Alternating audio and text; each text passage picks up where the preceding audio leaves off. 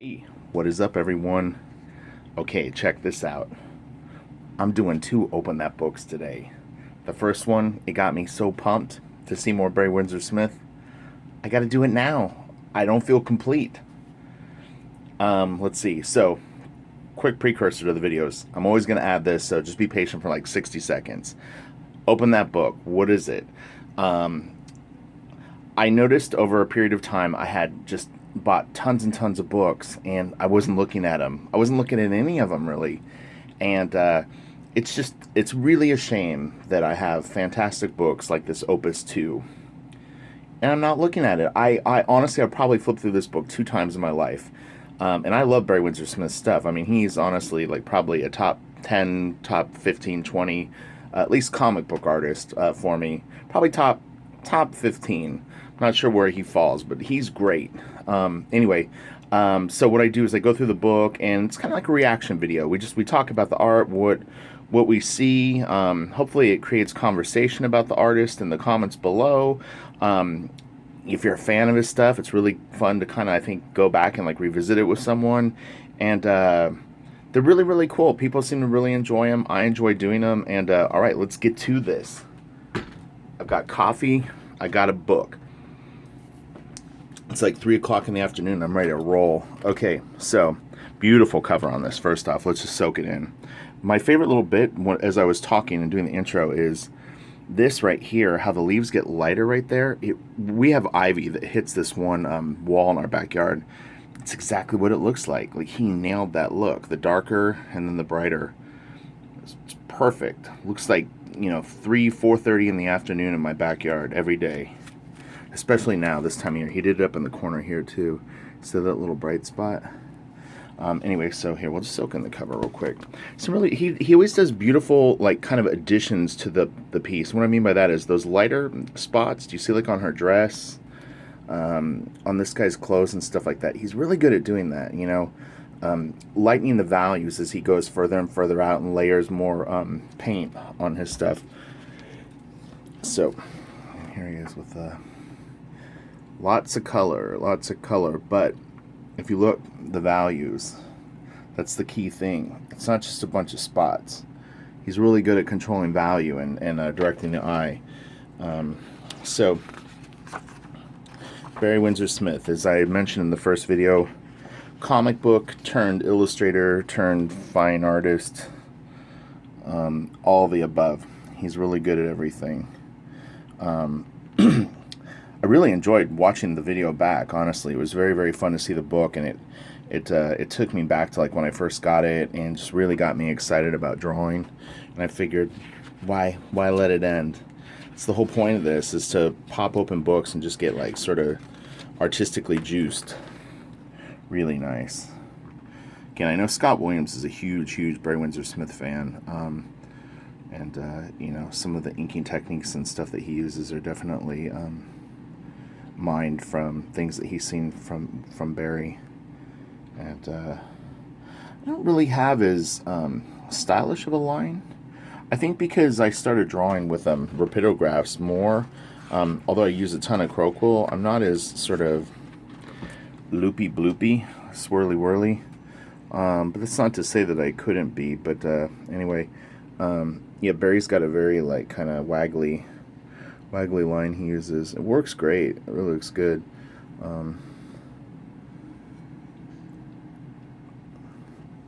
Really great piece. I love the background application of watercolor. It just really looks cool, and then the pen and ink stuff on it is just killer. He's so good, so good.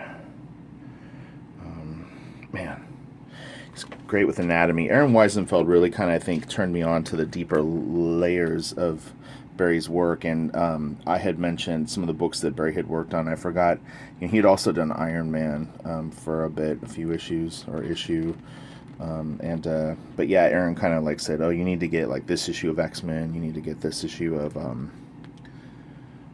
whatever the books were, and so like I would grab those, and yeah, start to see the depth of his work, and it really gets exciting. I actually think I have a friend that owns this piece. I'll show you the other page in a second because it's really, really cool. But yeah, you know what? I'm nearly sure that I got a buddy that owns this. It's crazy. The stuff gets very, very expensive. Very, very expensive.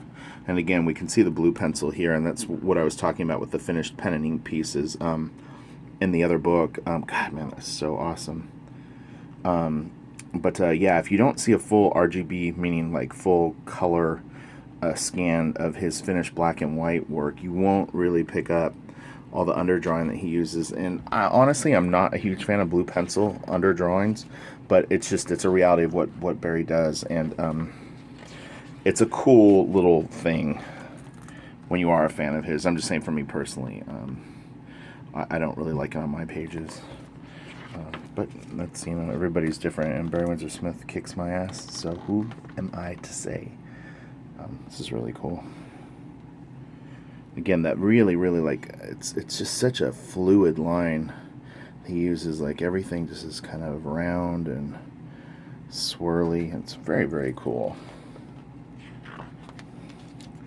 Yeah, and this is kind of where that style started to evolve from, is his Conan, like, early 70s. This is from like 73, 74 era, and you can really see that blip blop sort of thing coming on. And I think what it was, what there was an inker at well, there was two in particular in comics at the time when I broke in that did this kind of thing, and it looked very gimmicky to me, and so I kind of avoided it because I just felt like it really sort of changed the look of the original pencils to something that I didn't particularly care for. But I think when you're doing it on your own stuff, it's very different because you have an ultimate vision of a final piece and you know how to blend it in. But I think to just do this on someone who doesn't draw their initial drawing that way, it can really kind of change the character of it. This is so awesome. This is a really great piece.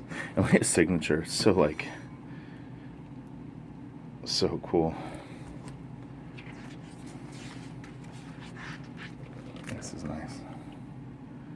It's got a very, like, kind of European flavor, like a lot of the metal hurlant stuff. This is so cool. But yeah, I could not do this book today, and that's how confident I am that I've got Open That books stacked. Could do 100 of them, no problem, and we'll still be finding killer books. So figured, hey, you know what? Let's really give Barry Windsor Smith some love. Oh, it's funny, Aaron Weisenfeld totally used that second panel, the shot going up the stairs. He used that in Team 7. Naughty. No. And here's an early unfinished piece, but yeah, so it was kind of like right when he was things were starting to click for him. And again, lettering, he's great at lettering too, so Barry always gives you the best of both worlds. Great draftsman, really great inker, and great letterer, great watercolorist, great creator of images. I think his ideas are very compelling. It's just all good. That's why I'm sharing this book. I'm not going to give you guys garbage. Getting the best of the best filtered through me. Pre-approved by Rich. But yeah. And see, I'm a huge fan of, like, fine art. And Barry really sort of touches that nerve for me. It's kind of a swanky Sin City piece. But yeah, it's like Barry's he's like comics, illustration, and fine art. And that's what was so exciting about the studio guys. They kind of all did that. Oh man, this piece is just killer. It was funny, I was actually kind of thinking that I vaguely remembered liking Opus 2 better than Opus 1. So far, I feel like I remembered correctly. So even though it's been a long time since I looked at this book, my intuition was correct. Yeah, this is insane. Oh god, this is just killer. There's nothing, there's like, oh my god, everything on it is just amazing. Sorry for the glare. It's very, very difficult to shoot a book with shiny pages and not have glare hitting somewhere, so kind of try to, like, rotate it. He's really good at, like, chains and things that interlock. He's good at everything, but like, you know, he'll have, like, leather tied around leather and things like that, and he really always makes it look quite quite cool. Again, like chain links and things, pieces of jewelry I had mentioned in the other video. He really just knows, he understands form and like lighting, and always makes the stuff look pretty good. This kind of reminds me of something like Jim Lee would do. It's like, you know, Jim is a huge Barry Windsor Smith fan too. It's obviously like Barry's kind of like trying to do a Frazetta riff, but what I'm saying is after Barry did this, I see some of this in like more contemporary work. The baton has been passed. This is really cool too. It's almost got like a little bit of a like a Monet. Is that what I'm thinking of? Sorry, again, it's tricky for me to think, talk, and show the book through basically like a cell phone on a mount. So sometimes I blank out or make little mistakes. I noticed in the other video I had referred to, there was a piece that he had, the book was 1999, and then like a minute later I say that it was 1991. So a little like sort of brain farts when I'm shooting the videos, because I'm trying to mainly trying to show the art and then have something at least like semi-interesting to share. Hopefully that isn't a complete mess. Oh, the elephant in there is cool. That's the other thing too, is when I'm looking through the phone, I can only really see about 50% of the image, and so I'll miss real obvious things because the middle of the camera is completely blocked out. So sometimes I'm kind of trying to peek around it and see the book. It's a nice little panel. They can't see. Yeah, so there was a short period of time where Barry Windsor Smith, Michael Kluta, Bernie Wrightson, and Jeffrey Catherine Jones all shared an office, and you want to talk about a pretty talented studio of guys. That's it. That's the catalyst. Jim said at the Wildstorm panel that was part of the catalyst for him creating Homage Studios. This kind of has an Inky Bilal sort of feel to it. Or Francis Bacon, actually, also. He's a fine artist. That was pastel, it says, is the medium. This is nice. It's little odds and ends. Let's go. We'll go fast through those. Oh, yeah. You know what? I know someone that owns this piece, too. This is the one. Oh, my God. This piece is so great. This is the cover of a magazine I had. That's how I actually ended up getting it, was I bought some old back issue out of, like, a magazine box, and I grabbed it. This one's called The Last Atlantean. It's from 1981. Really, really cool. Oh, wait. I think that's right. If not, it's called Celtica. Or maybe this is... It's a little confusing how they label the pages. His pencils are so great.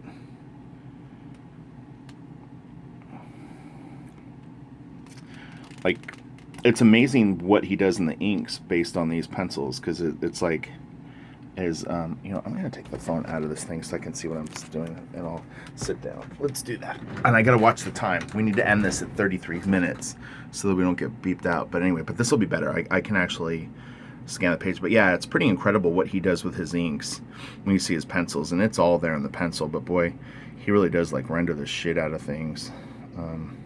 This is a really nice little spot illustration. I like this a lot. A lot. Very, very cool. I remember these pieces. It's funny, the red lipstick. It's like he's sort of mocking superheroes. I don't know what his statement is. I haven't read the book in a long time. If I think I didn't even read this one. It's actually, there's a little bit of color in here. Not much, but just the tiniest bit. It's a nice little touch. Touch too much. All right, we gotta get going because this book is pretty thick, and these pages are stuck together. Okay, so we'll go fast through this. These are cool, but very, very difficult to draw this way, though. When you do like line art like this without any rendering, I mean, really everything needs to make sense. Phil Hale is great at this. If you ever see a Phil Hale sketchbook, he'll do these like sort of like contour drawings, yeah, to really boil your stuff down to like this, very, very difficult to do because there's just nothing to hide behind. So yeah, if you ever want to test yourself, just do the outlines of drawings, see what you got going on. Another one is try to like do gray paper or colored paper drawings and like light stuff. No, I don't want to drift in this video, so we'll focus on Barry Windsor Smith. I can share a story later about. Saw a pencil or ink a piece the other day, and it was a mess. The guy, it was really obvious that he doesn't understand lighting, and all the lighting that he uses in his drawings are basically just copies of things that he's memorized from other artists, because he tried to do something where he lit it himself and used like line work to indicate it, and it was like, whoo, you don't know what you're doing, do you? But you know, that's the way it goes. Can draw for 20 years and be completely clueless on how to light a head. Who knew? But it's true.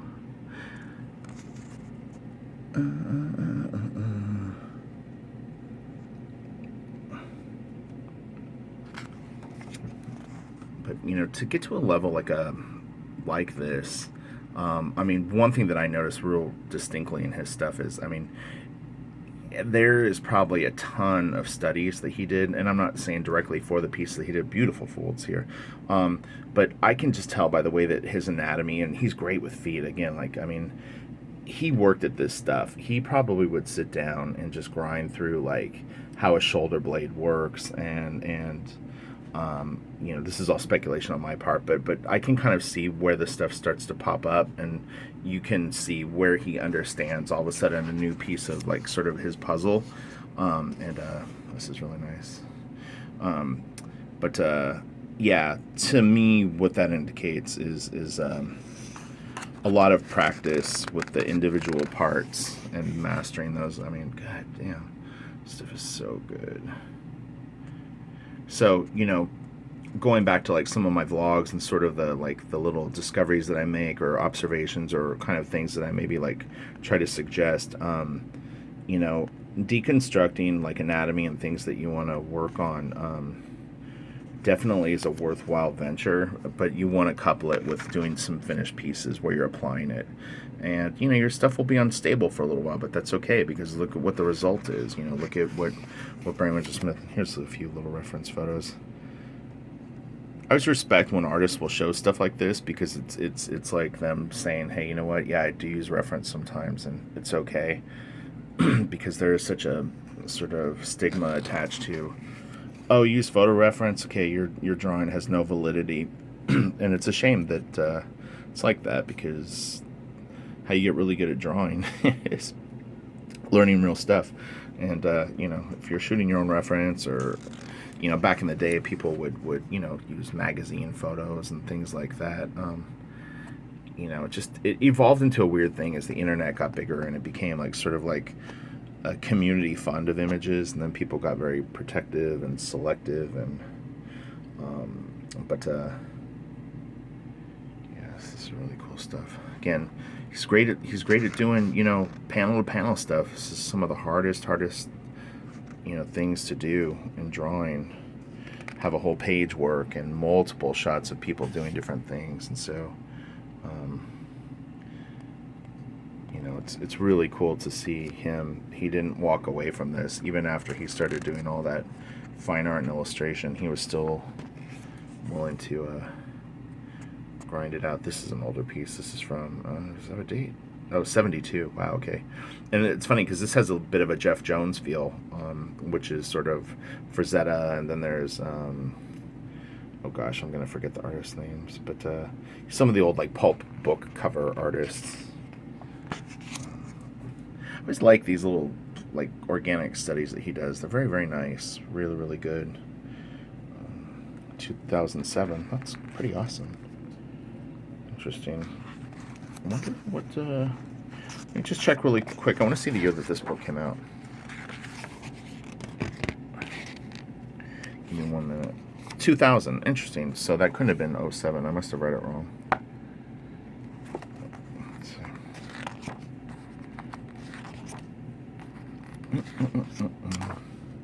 It says 87. I don't know. Something 7. It's cool. Looks referenced.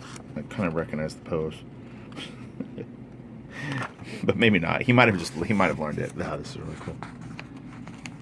It's kind of like pre-raphaelite art. I can't remember all the tags that they kind of gave this stuff, New Romanticism or whatever. And again, in the other book, we noticed that he had a lot of like sort of like decapitated heads and Medusa, and oh yeah, this piece is really cool. Really good trees. So cool. So awesome. But yeah, he's another guy. Just drew a lot. These are great. I love his torsos and stuff like that. But again, if you're going to learn this, you don't need to learn it from Barry Windsor Smith, man. Look at life and then come up with your own version of this, you know? Just imagine what he did. Okay, so he got pretty good at drawing a torso, sort of simplified it, kept the lighting fairly one directional, and then has, you know, a bit of like a stylish rendering to it. So, you know, in your mind, it's like, okay, when we're in anatomy, I want to simplify it a bit, and then I'm going to come up with a stylish calligraphy to go over the top of it. And that's how you develop a style without directly looking at like an artist and just trying to mimic what they did. These beautiful pencils are always really nice.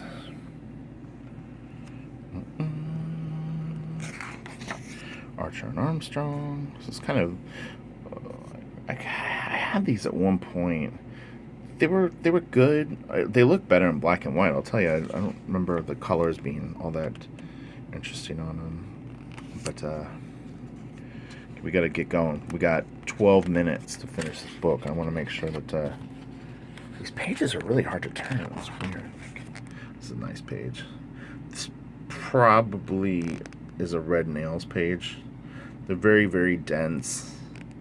It was a huge evolution for him. You can still see that, like, sort of the facial features are a little sort of underdeveloped, or like, you know, he's dealing with proportional issues is kind of what it is. And he, like some anatomy things that, like, the upshot is a little, his eyes are kind of sitting on the wrong plane, but you know, he was figuring it out and getting good, really good. Some old photos. This is nice, man. You know, it's cool. Like, these just don't reek of Frazetta, which is awesome. It's like, although this is something that maybe a Frazetta would do, and we've seen people where they do things like this, and it just really feels like them kind of trying to do an ode to Frazetta. I don't really get the same impression with Barry's stuff, and it's basically the same exact content. So it does show that you can revisit sort of tropes, artistic sort of, sorry, my book is sliding, that you can go and you can do things like this, and it like hasn't been completely tapped and used up. 'Cause sometimes it'll feel that way, where you're like, oh man, I can't do that because like so and so just owned it, they did it so good, I don't even know what I could add to the equation. Well, what you do is, if you have your own style developed, when you do it, it won't feel so derivative. It's funny.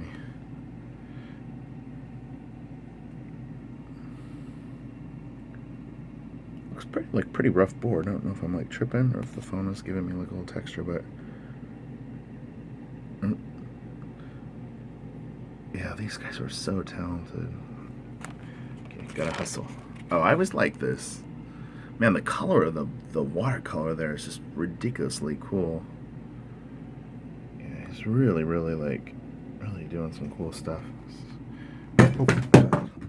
Oh. Okay, sorry.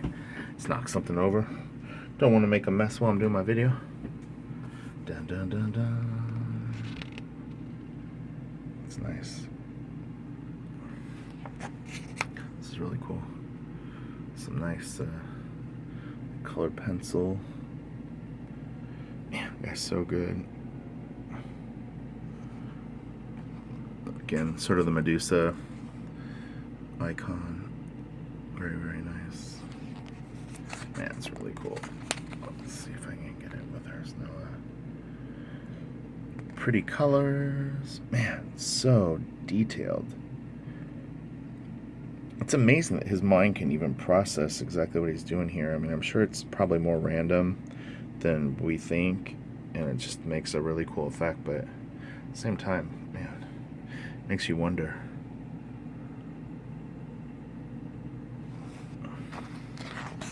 This is really cool. I do love his pencil drawings, man, and great hands again. Dude owned it with hands. He must have done so many studies. Because it's like, he went from drawing like okay hands to like really, really good hands. There's the man.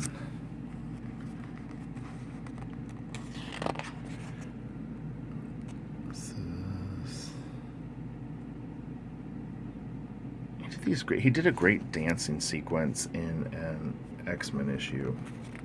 Kind of reminds me of that. I don't know if these are directly from that comic, but it's very, very similar.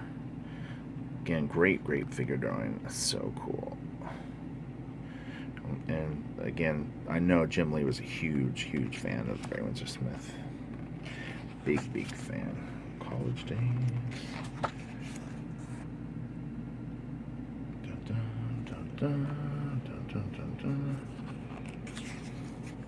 This is cool.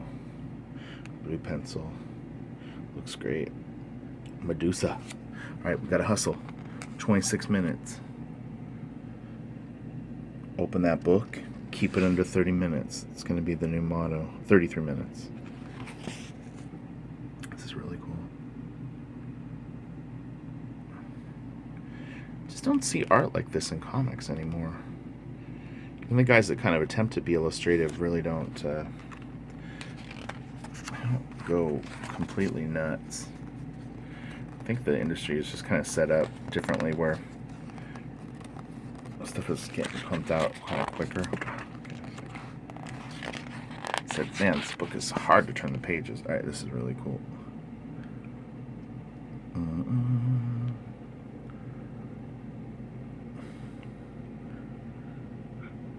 Kind of makes me wonder if, like, were Barry Windsor Smith and Bernie Wrightson, were they in the studio at this point? Were they like totally like, oh yeah, you're doing Frankenstein? I'm gonna do this. Take that, Bernie Wrightson. Both gonna be doing insane pen and ink stuff.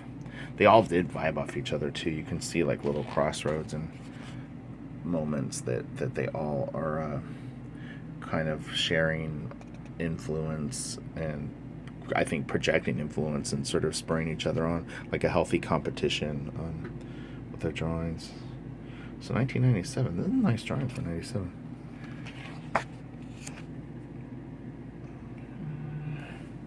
Let's go fast. Dun dun dun. Oh yes, it's really cool. I always liked this piece. I did. It's got like the hanging plant. Probably people that are more into plants will know what that is. I don't know what it's called. These are really cool. I saw some of these at Disneyland. There's a guy trimming them. I was like, wow, it's a crazy job. Just walk around and trim flowers all day at Disneyland. It's really, really cool though. Man, take that, soak that in. Boom. Gosh. Just killer. And it's funny, Aaron Weisenfeld's fine art kind of has a bit of that feel. He has kept that density in his work. Nice perspective there. Okay, let's keep moving. We got like 5 minutes. I don't want to blow this. Oh gosh, I don't think we're gonna be able to get through this book in 33 minutes. It's too good. I don't know if I want to. Well, it's okay. We'll do 2 parts. We'll just acknowledge that it's going to end at 33, so I can kind of like, I'll wrap up part 1 more effectively, because generally what happens is it just cuts me off. The illumination on her arm right there is really beautiful. Yeah, these are nice. It's different, you know. It's wow, man, it's really good, boy. Whether you like the overall look of it or not, I mean, you really have to appreciate the artistry involved, especially if you draw. I mean, you realize like how much work and time will go into something like this top panel.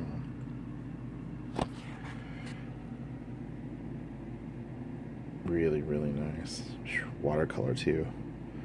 It's pretty brutal medium, very unforgiving. And now everyone uses Copics. Well, hopefully they age well, or there's going to be a big problem. Collectors are going to go in their closet 10 years from now, be like, let me pull out all my beautiful color commissions that I got, and the ink will have all faded, and they'll be like, no. And then artists will start getting emails. You need to fix this. No, supposedly it's permanent ink. We'll see, though. Time tells the tale. Not everything ages the way that they tell us. They just want the sale. Man, that is awesome. God. So good. I love the colors on this one, too. Like, this is nice. Again, like, when he kind of reins it in a little bit, really, like, it really strikes a chord with me. He's a great letterer, too. I'm not saying that he lettered these exact pages, but he actually has beautiful handwriting, so it's always fun to kind of see his penmanship when he does write stuff. Man, so good. God. These little inset panels. Oh, I didn't even see the face at first. I was tripping on this. I was like, oh, there's like a guy in the bushes. Then I saw that. This bottom part is really, really cool, too. I don't know if it's not too dark in the camera, but this is really nice. Almost like a reflection on water, like the reeds are coming out of water. It's like some of the ideas and stuff that he uses are very like we have this Ophelia print in our living room, and he drifts to that idea a lot, sort of like this. As a matter of fact, it's funny that I said it there, but yeah, like the woman in the lake, sort of submerged, or at the end. Really, really cool. This is interesting. It looks like this is a grayscale file, though, so that actually could be blue pencil with a little bit of like graphite over it, but the file's definitely been converted. Oh yeah, this is nice. I think this is the piece that I saw at that art dealer's booth at Comic-Con the year before last, and I mean, they wanted I'm gonna say somewhere between $60,000 and $120,000 for it, something like that. I could check if my pictures have the price, but it's the other thing. You do stuff like this, you get legendary status. Just want to make sure you hold on to the good stuff. I always tell artists that sell the B level stuff and the C. Keep your A. Keep your A for the deep game.